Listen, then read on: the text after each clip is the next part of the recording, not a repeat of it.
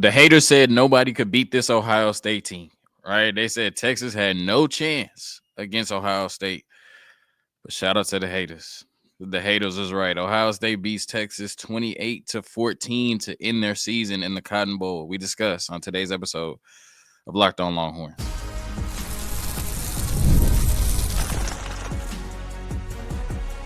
You are Locked On Longhorns, your daily podcast on the Texas Longhorns. Part of the Locked On Podcast Network, your team every day.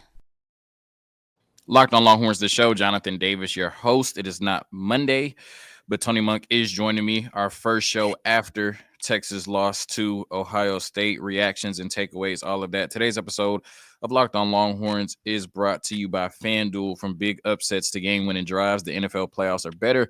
With FanDuel, new customers can bet $5 and get $200 in bonus bets guaranteed, win or lose. Visit FanDuel.com to get started. Y'all know the drill by now. First segment, reactions and takeaways to the Cotton Bowl. Second segment, players of the game, right? And the third segment, what should be or how should we remember Quinn Ewers at the University of Texas? How should we remember Quinn Ewers, right? All of that and more on today's episode of Locked On Longhorns, part of the Locked On Podcast Network, your team every day. Tony, here goes my takeaways and reactions. I'm going to try to be brief. You know, it's going to be hard, but I'm going to try to be brief, right? First of all, I probably could have saved this for episode next week, but I just want to say thank you to the fans, right? It's been a hell of a season. I moved like 3 weeks before the football season started. My co-host quit on me like 2 games into the season, first year in the SEC.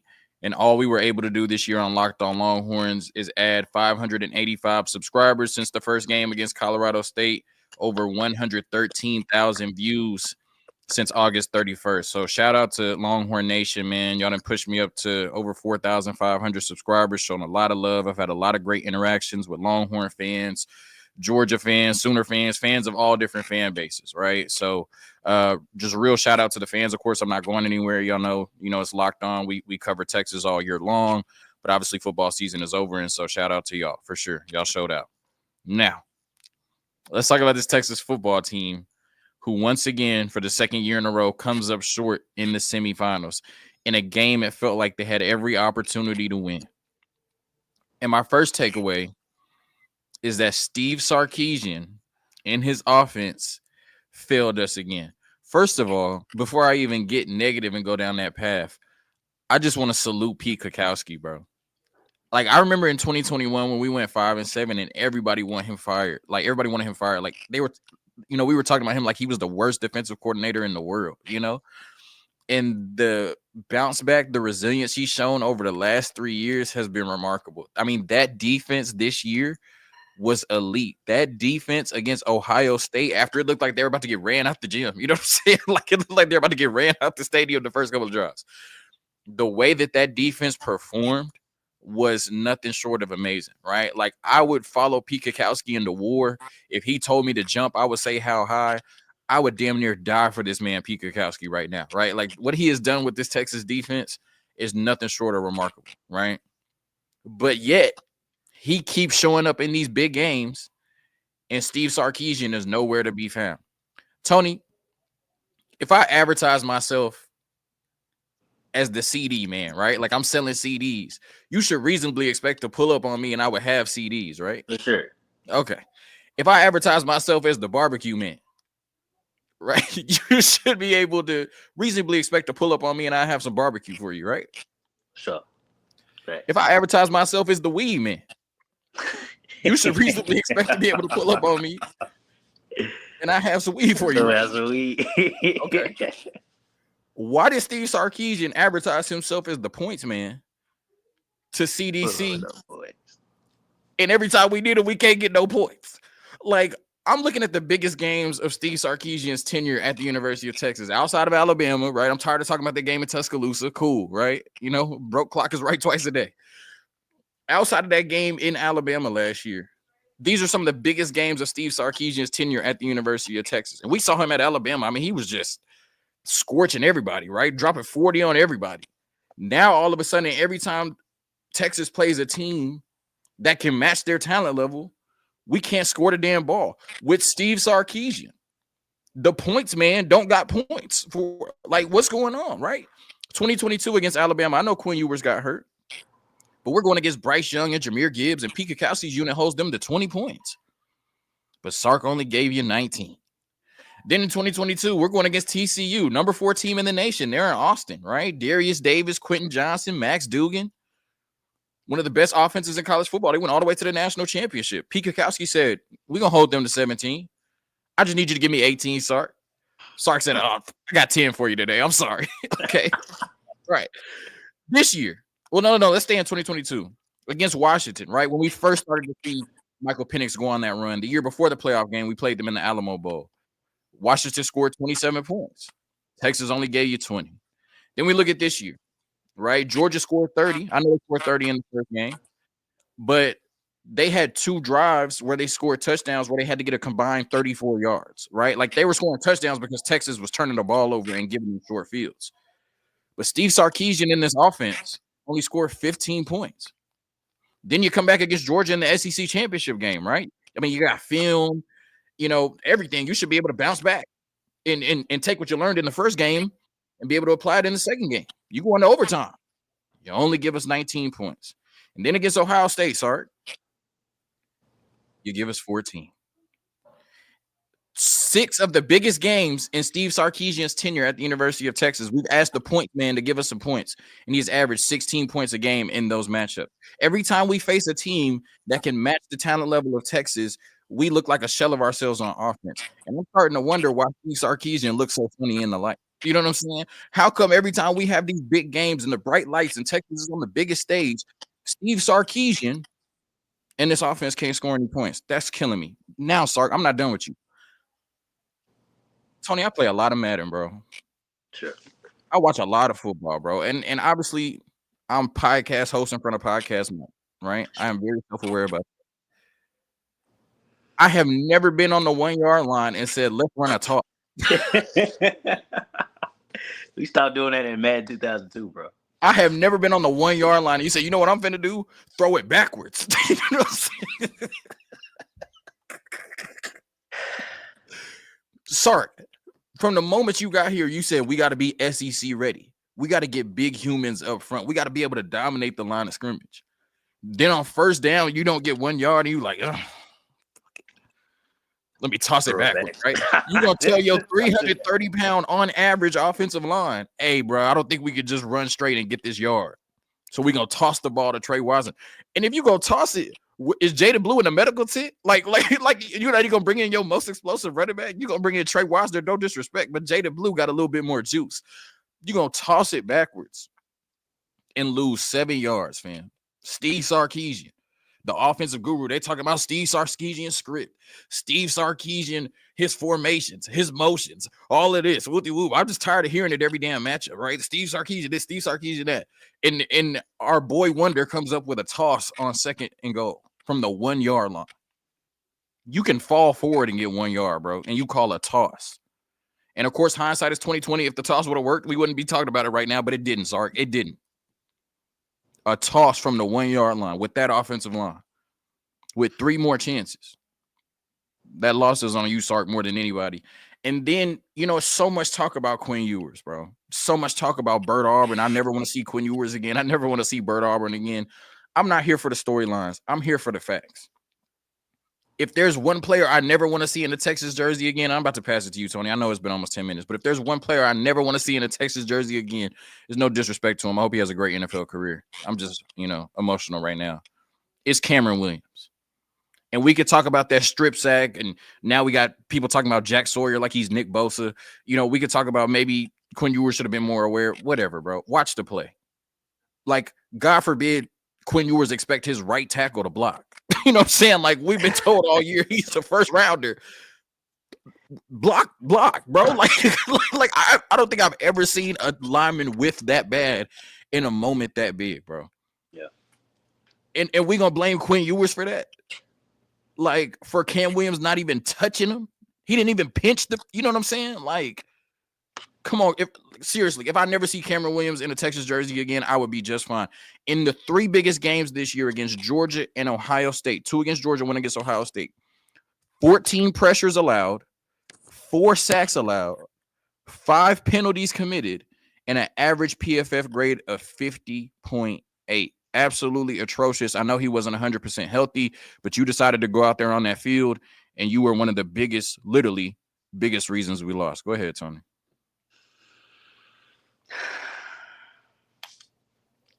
All right, Texas fans. No. When your head coach gets to the 1 yard line, right, and perhaps the toss play is very telling of the physicality in which your offense put on display against Ohio State. That, I'm gonna be honest, yeah, I play a lot of Madden too.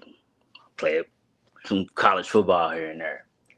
And John, I've been stopped on the one before. Everybody has.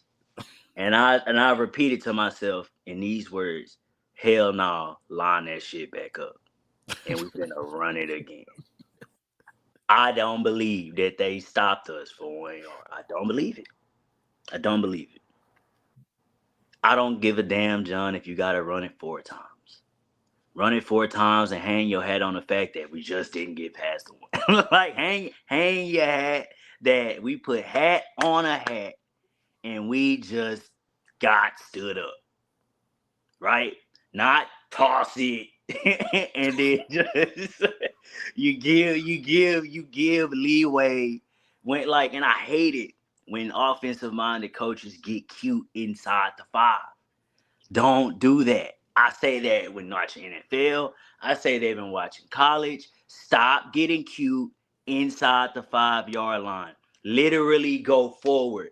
5 yards, 3 yards, 2, 4, 1. Doesn't matter. I'm sorry. Doesn't matter. Run the damn ball. Put a hat on a hat. You got 1,500 pounds or however much we got on across this offensive line. I know for a fact somebody on that defensive line is getting pushed back. Somebody. Everybody didn't get through. And I heard Sarkisian's presser after the game, and I couldn't tell who was on the other side, and maybe it got a little leaky over there. But if you block it all up, it's a touchdown. Duh, that's any play. If you block any play up, it's a touchdown. We all know that. I didn't need wizardry to happen right there. I don't know why you decided to use your power back even in that situation, and say, oh, we're gonna toss it out, and then all of a sudden we're 7 yards back from where we were gifted, getting to the 1. That's where the game was won and lost, John. Wasn't the refs? Wasn't this stuff happening in the first half? And maybe we can get all into that stuff later. But right there, where it was tick for tack for Texas and Ohio State, excuse me, and you decided to give it all away on a toss play. And then maybe it's just irony that the ball is just stripped out of Quinn Ewers' hands at that point and taken back for a touchdown. Not on him. I'm not saying it on him. I'm actually not getting on Quinn Ewers' ass today, John. Not yet. But maybe that's just irony.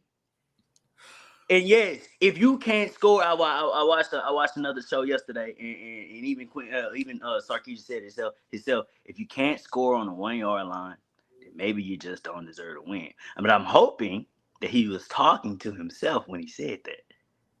Maybe, Sark, if you can't coach the team to score on the 1 yard line, you don't deserve to coach. Maybe, Sark, if you can't get your offense across the 1 yard line, you don't deserve to coach offense. Maybe, Sark, if you stop being cute and shit when you get down there and don't run toss plays, because nobody does that anymore. You know what I'm saying? Like, John, you can't outsmart yourself in the game before the national championship. And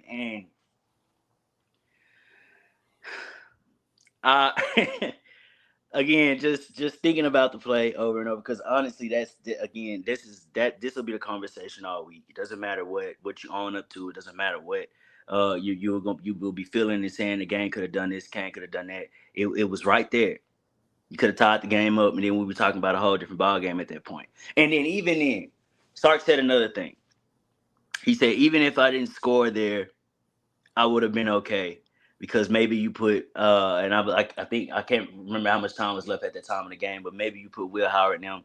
You have time for one possession, and then it could be 2 minutes or whatever the case is. Okay, but you got to bet on that. and not just give it away. Like, you give so much away with a toss play, and I don't understand that. Sark, as you said, the boy wonder. Everybody has raved about this guy all season long. And he, along with a couple other issues that have reared their heads around for Texas, showed up in this game. Everything that has been an issue for Texas, including Sark, showed up. And he gave it away on a toss. Hell, I would have took a play action pass on that damn play, John. I would have took play action or something. Anything, I would have took bro. a fade. I would have like took you like, come on, bro. Like, you got all these super cool plays. You got them snapping it between Gunnar Helm legs to Arch, man. And we couldn't have used that one on the one. I mean, I don't know. And But that's my another thing thing. is, if you just go straight forward 4 times, we would have got a yard. Right. I don't know if Arch was deemed up on that from the previous play in which he got that first down. Some people were saying in the comments he looked concussed. I don't know. You know what I'm saying? I don't know. Yeah, we'll see what reports say or something like that. But anything would have done it than a toss play that you ran. Because if you're saying guys are going to be leaky on the edge, all you got to do is contain on a damn toss play. A lot of defensive end. John, man, you could went out there and stop that shit. It's not hard. It's a toss play. Boom. Who gonna get to the sideline the fastest? And everybody's right there in these 7 yards back. Then 3rd and 8. Then 4th, you know what I'm saying? And so this is it's very telling. And I know we'll probably go into the whole entire game at some point in the show, but like that right there, that's the killer, man. And Sark has got to do better going into next year, or the Archer and all that other crap with situational football. The team needs work with situational football, John. It's not the first time, you know that. It happened against Georgia twice. It's even happened against some of the teams that they won against. Forget the balloons. Forget it, because ain't no celebrations here. But like it just happened. The team needs better situational work. And Sark needs to make sure that he get in his own playbook, get in his own lab, wherever the hell that is. Leave L'Oreal at home and go work on situational football, because there's no way in hell that you mean to tell me you dialed up a toss play. And then you got the nerve to tell me in the presser, yeah, we blocked it all up, it's a touchdown. No shit, Sherlock. No shit. Go ahead, John.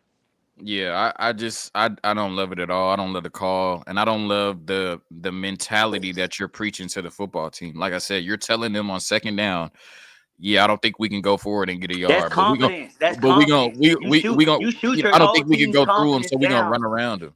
You know, like that's what you preach to your team in the biggest moment of the season. I don't think we can go through them, so we're gonna try to run around them. And look where that got you, Steve Sarkisian. Right back at home in the semifinals again, in a game you very easily could have won. So quick word from the sponsors, and then we talk about our players of the game. There were some Longhorns that showed up and showed out in this game, albeit in a losing effort. We discuss them next. This is what it feel like when the season over. Damn, bro. Yeah.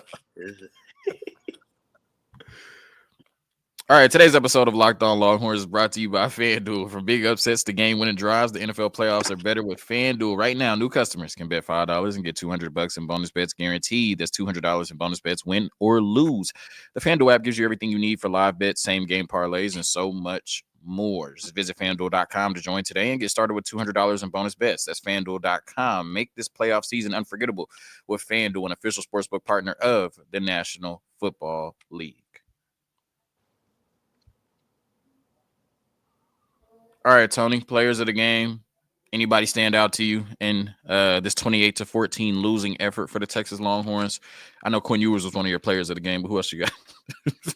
Yeah, sure he was. Yeah, about that. Man, look, man, the defense, and I'm gonna, single some players out, but they played as good as an effort as they could have against Ohio State. You limit them to 21 points. Right. And honestly, that's a lot to ask for, considering they got guys that's going to be playing on Sunday. I mean, you do too, don't get me wrong, but they got some guys that's going to be playing on Sunday.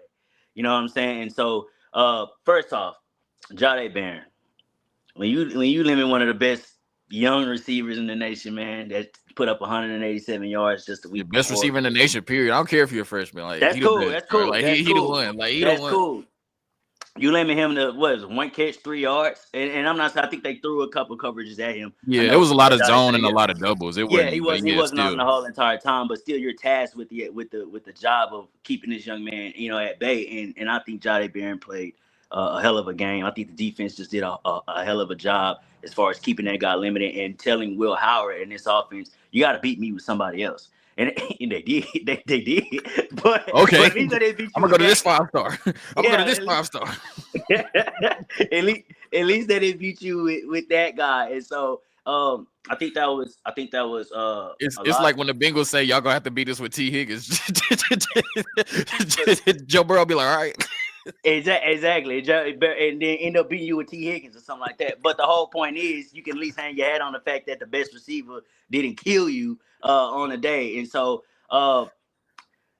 big ups, big ups to Jahdae Barron, man. And you hate when efforts like that, they end up going to waste because it ends up falling a losing effort. I think Colin Simmons really showed up and made things hard for Will Howard in the second half, especially. I know the defense it's a lot of adjustment points, and again, they have to hang their hats on the fact that they was really able to bounce back and keep this Ohio State offense extremely limited. Bender, the linebacker, with the interception and then coming through and making that key stop when he did. Um, a lot of great play. I mean, Colin Simmons, you know what I'm saying? Those guys really getting busy. I mean, the defense, especially in the trenches, it got better, right? It got better. And I know it's the key players of the game, but I just really have to speak on the effort that this defense did because they gave you so many more opportunities to win this game, John. And then you did absolutely nothing with that as far as offensive. So I have no offensive guys on my list for, for today, not Quinn Ewers either. I like how Quinn Ewers played in the second, somewhat. But Bender, Anthony Hill, Colin Simmons. Those are my guys as far as players of the game. Right. I just want to say, because we haven't mentioned it yet, 22 minutes in, I know there's some very animated Texas fans that I never like boiling a game down to penalties or the refs, but on the drive because you mentioned Colin Simmons, on the drive where Ohio State goes up 21-14, there was a very crucial 3rd and 8 where I mean, the right tackle tried to take Colin Simmons to the local school and dance. You know what I'm saying? I mean, it looked like he was salsa dancing with him. You know what I'm saying? I'm just saying. 3rd and 8, they converted. There was holding. 3rd and 13 is a little bit harder against this defense. So, John, I think the refs really definitely had that conversation in the second in halftime. Was like, all right, guys, like we let a couple of these calls kind of get away, and we need to do a lot tighter job as far as calling and stuff. But yeah, and who knows? Who knows what happens? If that holding call isn't called. But I mean, we pay the refs to make calls, and that's blatant. That's pretty blatant right there. And of course, I was singing Pete Kakowski's praises, but I mean, to give up a 75-yard screen touchdown right before halftime. But we all make mistakes, right? We all make mistakes, right? Like I said, I'll still follow my boy Pete Kakowski in the war. Steve Sarkisian, not so much. I wouldn't run down the damn street for Steve Sarkisian right now. All right. Talking about my players of the game, man. You mentioned it, just the entire defensive secondary. And I said I wasn't going to be that guy. They'd be like, well, at least we held Jeremiah Smith to 1 catch for 3 yards. You did. You did. But damn it, I got to come up with some content for the segments, right? So coming into the game, this brother, right? And I said, we just stopped calling him true freshman phenom. He the best receiver in college football, and you get to see him for 2 more years. Colin Simmons might be the best edge rusher in college football, or one of them. You get to see him for 2 more years. We should all be delighted at that fact. The very next game that Texas plays will be against Ohio State. We get to see Jeremiah Smith and Colin Simmons, not directly, but go at it once again in 8 months. So it's going to be a hell of a matchup. But the entire defensive secondary coming into the game in 2 playoff games thus far against Tennessee and Oregon, Jeremiah Smith had 13 catches for 290 yards and 4 touchdowns. That's what he had done in just the previous 2 games. To hold him to 1 catch for 3 yards, and it was like a little it was a design play that you couldn't stop. They threw it to him behind the line of scrimmage. So essentially there was no real target. Play. We got to get him the ball. Exactly. Let me get my star receiver the ball play. There was no target down the field where Jeremiah Smith caught a pass. And in fact, there was one target that you talked about led to the David Bender interception. 1 catch for 3 yards. So just give credit to the entire defensive secondary. It hurts to watch Michael Taft, Andrew Makuba, and Jahdae Barron walk off that field and know they'll never play another game in the Texas jersey. But man, one last time they showed up and showed out. Once again, Jeremiah Smith, 1 catch for 3 yards against Texas. I mean, you really made them beat you with their number 3 receiver. The problem is their number 3 receiver is a 5-star dog out of Chicago. Right? Yeah. So like, I mean, you know what I'm saying? You Like, can't stop them all, man. yeah, exactly, right? 1 catch for 3 yards again, Jeremiah Smith. He was tied for 6th in catches for Ohio State and 7th in yards because Travion Henderson had 1 catch for 75 yards. So he was tied for 6th with the 1 catch, but literally had the lowest receiving yardage total for Ohio State. And if I came into the game, Tony, like, let's just say you fell asleep during the game, didn't see it at all, and I told you right after, like, hey, bro, we held Jeremiah Swift a 1 catch for 3 yards, you would think we won, right? Yeah, I would. Exactly. Yeah, exactly. But we're talking about the college version of the Cowboys here. So, you know what I'm saying? You can't take anything for granted. Jaden Blue, man, what a hell of a story this year. You know, this brother came into the season, was supposed to be the number 1 guy when Cedric Baxter got hurt, and ends up getting benched and put in the doghouse for Trey Wisner. There were Texas fans that never even heard of Trey Wisner. You know what I'm saying? like, and Jaden Blue was one of the most explosive players in the country and ended up in the doghouse and he ended up getting benched. There were games where he didn't even get a carry. You know what I'm saying? Like, to show up not only the way he did in this game, but to show out in the playoffs. I mean, 5 catches for 59 yards and 2 touchdowns, 75 yards total. I really don't understand the split. 17 carries for Trey Wisner, only 4 for Jaden Blue. But that's something that Steve Sarkisian will have to think about all offseason as well as his toss play. 267 yards and 4 touchdowns in 3 playoff games for Jaden Blue. 267 yards from scrimmage, 4 touchdowns in 3 playoff games. He was an absolute animal. And like I said, it's just a great story for somebody who got benched and put in the doghouse this year. There was really no trust in him. You could see that very apparently. For him to come back and perform like this in Texas' biggest games was great. I got Matthew Golden, right? He didn't light up the box score like he's used to. Only 2 catches for 51 yards. But he had the huge catch that got you down there, you know, within the 5. He had the big pass interference or holding, whatever they call it, that put you on the 1-yard line. He was still very key in this game, right? Where Isaiah Bond, once again, I know the brother's hurt. You know, let me stop ragging on him. But Isaiah Bond, once again, doesn't show up. 1 catch for 8 yards, right? And dropped the one that was very important. Yeah, and dropped the most important one on 3rd down. And I also, Quinn Ewers missed Matthew Golden on a big 3rd and 5, and then we ended up punting it back to Ohio State. But you could visibly see how hurt he was. I was talking to Chris Gordy from Locked On SEC, who was on the field, and he was saying, like, Matthew Golden was, I mean, you could see he was in pain, right? And for him to come back in that game and, you know, be able to perform the way he did. I mean, that route he ran, although it led to like a holding, you know what I'm saying? But like that route he ran to get open within 1 yard, I don't even think I've ever seen no shit like that. like he got open like 3 different times. You know what I'm saying? Like the DB had to like you know what I'm saying? Like had to yank him down. Like, so Matthew Golden, man, I hope that's not the last time we see him in the burnt orange. Just a special second half of the season and special to put his foot on the line like that. You know, literally, like, you know, I'm hurt. You know, this could affect my draft stock, whatever. Like, I'm going to go out here and try to win a championship for these boys. So shout out to Matthew Golden. And then David Bender, right? That was his 2nd career interception. He's been here 5 years, bro. That was his 2nd interception, his first interception since 2020. They kept saying on the broadcast, like, Will Howard didn't see David Bender, or like Will Howard, you know, was just trying to force the ball to Jeremiah. Bender made a play. He had to stop playing. He thought that boy couldn't catch. He saw that. He thought David Bender couldn't catch. He looked at the scouting report. He was like, this brother got 1 interception in 5 years. Shit. I'm gonna zip this ball right over his head. He saw David Bender. He just didn't think he could make a play. David Bender made a play. So shout out to him, man. Like I said, you know, even though that's his last career game as well, you know, at least you get to go out with an interception on his journey. So those are some of the players I just wanted to highlight in the 28-14 loss to Ohio State. But my favorite segment coming up, the one I can't wait to talk about, how should Quinn Ewers be remembered at the University of Texas? Woo! It's about to get spicy.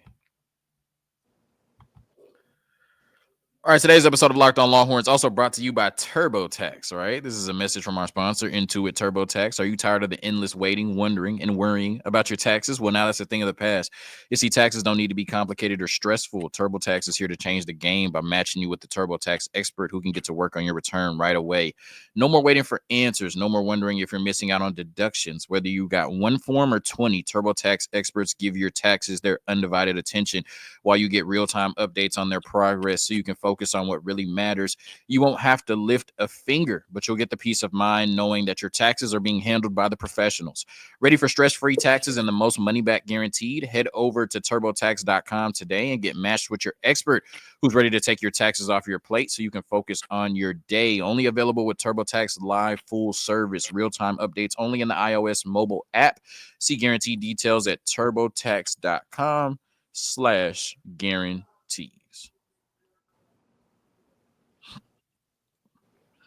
All right, bringing Tony Monk back in. Last segment. This is probably the last time Tony gonna be on the show for about 8 months too. We don't got no games to react to, so enjoy it, y'all. You know what I'm saying? It's been a hell of a season with Tony Monk from Spot on Sports, on Locked on Longhorns. Obviously, a lot of growth from the show contributed to those post game reactions I've done with Tony. So just thank you for sure for everything you've done. You know how I feel about you, but I say it on the podcast. So a couple thousand people can see it too. But how should Quinn Ewers be remembered at the University of Texas? And I'm gonna go first, all right, because I know Tony gonna rain on the parade. But how should Quinn Ewers be remembered at the University of Texas?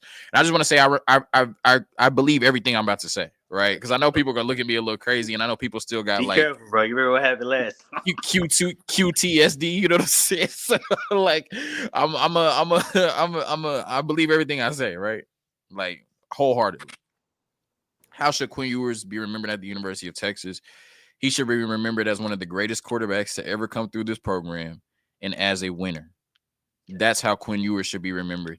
And I know that the lasting memory of Quinn Ewers is going to be a strip fumble that was returned for a touchdown by Jack Sawyer and an interception thrown to Caleb Downs.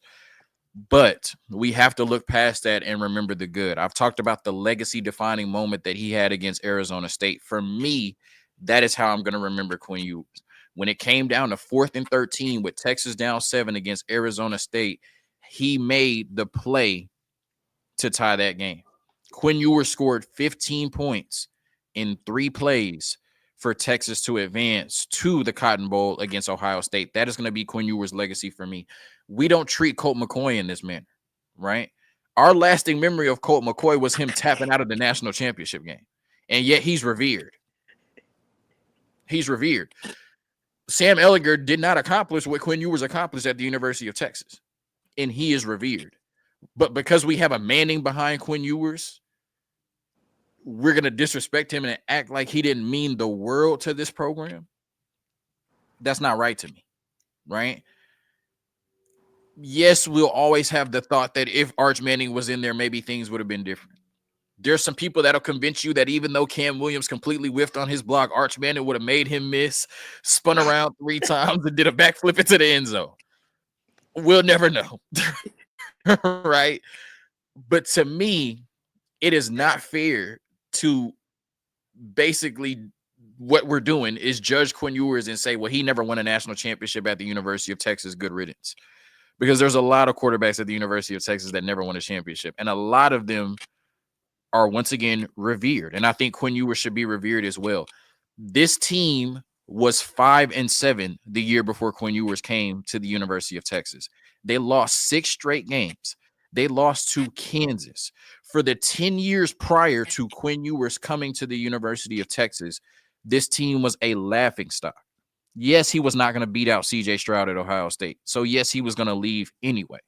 But he took a chance on a Texas program, once again, coming off of a 5-7 season. And in his 3 years as a starter, 8-5. You go to the Alamo Bowl, even though you lose it. Big 12 championship where he broke records. Then not took you, right? Because it was only a 14 playoff. But you go to the semifinals in the playoffs against Washington. You ultimately lose that game. Then in his 3rd year, in the first year in the SEC, you make it to the SEC championship and you win 2 playoff games. Did Quinn Ewers ever live up to being one of the highest graded recruits and one of the most hyped recruits ever? Maybe not. Right? Did Quinn Ewers live up to what we thought he would be when he signed here in 2022? Maybe not. But what can't be disputed is that he was a winner. He was one of the best quarterbacks in college football during his tenure here. He is one of the greatest quarterbacks the University of Texas has ever seen, while also being one of the most accomplished. And he is one of the biggest reasons that this team that was a laughing stock 3 years ago is now at the top of college football once again. And like I said, I understand that the lasting memory of Quinn Ewers will be not being good enough to beat Ohio State, turning the ball over twice in the last 3 minutes. But that should not be how his legacy is defined. I've just stated how his legacy should be defined as a winner and a great quarterback. And his legacy defining moment should be that game against Arizona State, not what happened against Ohio State.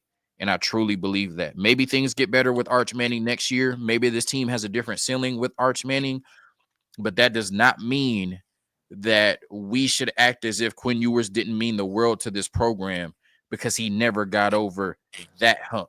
Because there's a ton of quarterbacks that don't take you to the semifinals and the playoffs 2 years in a row. He didn't win the championship. Maybe Arch Manning is better. Quinn Ewers still meant a hell of a lot to this program. John, since the moment I seen Colt McCoy give it up in the national championship to say that I don't want to come back out anymore and play football because I care about the draft and my status, and then he ends up sliding all the way down to the third round. Since then, Garrett Gilbert, Case McCoy, David Ash, Tyrone Swoops, Shane Buechele, Sam Ellinger, Hudson Card, Casey Thompson. These are the litany of quarterbacks who you could name who have taken the reins for the Texas Longhorns in the last couple years to a decade. And John, none of them, I can confidently say, were better than Quinn Ewers. Confidently. I can confidently say that. I like Sam. I like what Sam, a little scrappy. Yeah. But not better than Quinn. Not better than Quinn. Quinn did take a chance on a 5-7 Longhorns team, and I think really gave Sark an opportunity to really bring in some studs and build a team. That's what Quinn Ewers gave you. And hell, even allow players like Arch Manning to fall into your lap, for what it's worth. Just saying, attractive players at your school attract good players. That's just natural. They want to go behind a good guy and learn from him. And yes, during Quinn Ewers' tenure as the Longhorns quarterback, he was one of the best in college football. Damn sure a little bit ahead of Carson Beck, who's hitting the transfer portal on the way to Miami. Yeah, you saw Will Howard. He wasn't ripping the defense yesterday. More or less the guys around him. Dylan Gabriel was watching the game with us. You know what I'm saying? So it was Quinn Ewers kind of that last man standing kind of deal. I mean, Notre Dame is good. They're just a team all together. And Ohio State, we know what they are. You know what I'm saying? But, first year in the SEC, when the cards were stacked against the team, and then they go and they're the last SEC team standing. Playoffs belong to the Big Ten right now, but this is what it is. But I think Quinn Ewers should be revered as one of the best to come through Texas right now all season. And I do have my honest thoughts on him as far as the quarterback himself. But in terms of superstardom, in terms of how close to being box office he was, you knew as that Texas was going to be formidable or competitive because they had a good quarterback, leading his team. And this is college football, Texas fans. Like, how many quarterbacks really, really come through and just always lights out all the time?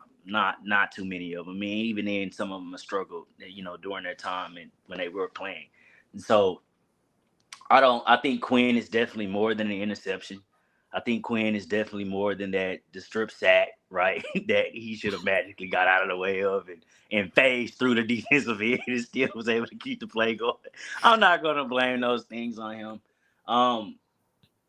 Now, I think he was hurt guy a little bit too many times. I do think that. I think he was lack of confidence guy a couple of times. Now, some of those times weren't due to him.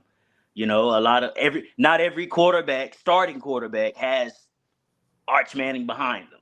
Like, I'm just being honest, and I'm not trying to glorify Arch in this case, but we know how excited we were every time Arch stepped on the field. And if you're any starting quarterback, you hear those things, you see those things, you read about those things, right? And you're like, wow, everybody loves this guy that's behind me, and I'm the guy that came in when Texas didn't have much. I'm the guy that came in when Texas was still trying to figure it out. I'm the guy that's led Texas to this point 2 years in a row. But Quinn's story will always be that it wasn't good enough. That's going to be the story, John. And that's where we got to be a little honest in talking about Quinn. And I don't want these things to ever take away from what he's done for the program. I I do hope he goes to NFL and has a successful career. Truly. Truly. Right? I'm not going to sit here and, hey, we joke all the time, whether it be group chats or you and I talk, and we have our own conversations. Like, I'm not going to ever wish ill will on a player because of whether how much I like them or not. But we do need to know. And I just named all the quarterbacks: Bouchel, Ellinger, David Ash, McCoy, and all those guys. Like, that was kind of quarterback purgatory a little bit for Texas, man. Texas fell into a guy who can at least be consistent enough to lead them to this point in the season. No other Texas quarterback was doing that. Not really. And so I think Quinn deserves his respect. Texas fans, don't be too hard on him.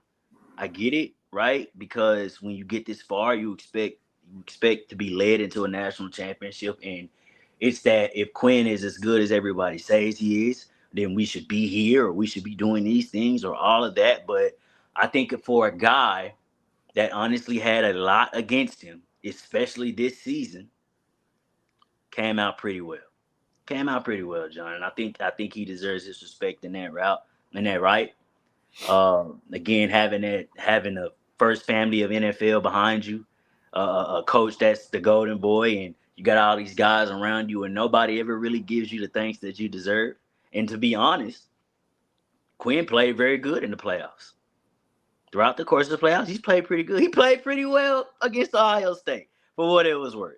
And I think the first quarter was a little bit, okay, and little deer in headlights, stepped into a sack. I didn't really like that, but it was just for what it's worth.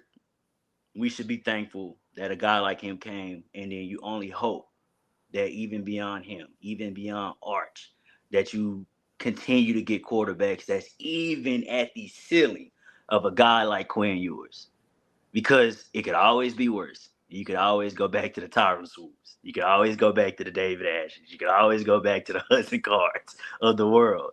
But instead, you were gifted a guy like Quinn Ewers, who was competent enough to run an offense, who was competent enough to be a good quarterback, and at least was consistent enough to get the job done when he needed to. Played well in some big games when he was asked to. Made the plays that he needed when he was asked to.